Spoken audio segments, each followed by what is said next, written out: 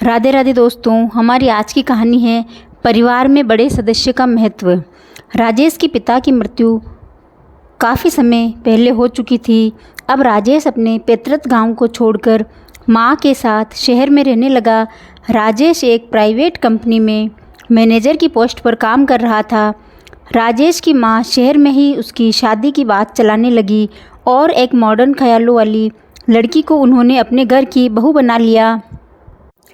कुछ दिनों तक तो सब ठीक था, पर मॉडर्न लड़की को धीरे धीरे माँ से शिकायत होने लगी और वो माँ से तो कुछ नहीं कहती, पर राजेश को हर बात दो चार लगाकर सुनाने लगी।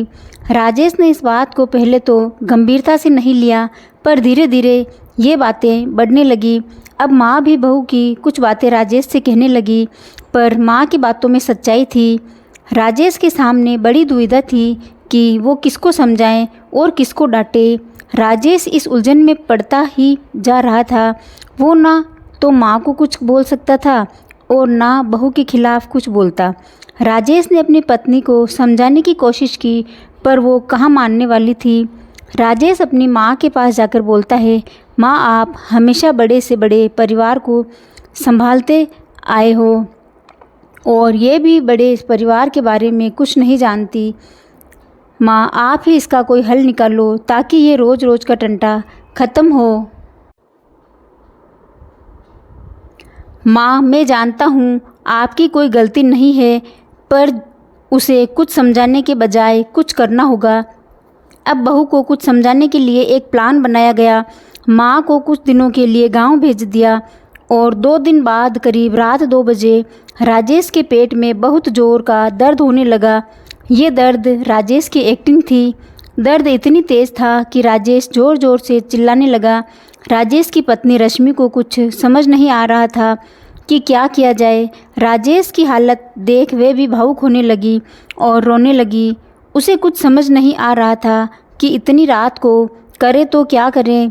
राजेश ज़ोर ज़ोर से दर्द से तड़प रहा था। रश्मि ने डॉक्टर को फ़ोन करने की कोशिश की, पर कोई कॉल नहीं लग पा रहा था। गाड़ी वाले से बात हो नहीं पा रही थी। रश्मि को अचानक माँ को फ़ोन करने का ख्याल आया और उसने माँ को फ़ोन किया। माँ ने थोड़ी देर में ही फ़ोन उठा लिया और पूछा, अरे बेटा, इतनी रात को फ़ोन क्यों किया? क्या हुआ? सब ठीक तो है? रश्मि रोते हुए बोली, माँ, राजेश का बहुत ज़ोर से पेट दर्द हो रहा है। मेरे कुछ समझ में नहीं आ रहा, मैं क्या करूँ? आप भी हमें अकेला छोड़कर चली गई। अब मैं क्या करूँ? माँ ने कहा, बेटा घबराओ मत, मैं जो कहती हूँ वो करो। आप रसोई में जाकर मेथी दाना, सौंठ और नमक मिलाकर राजेश को खिलाओ, थोड़ी देर में ठीक हो जाएगा।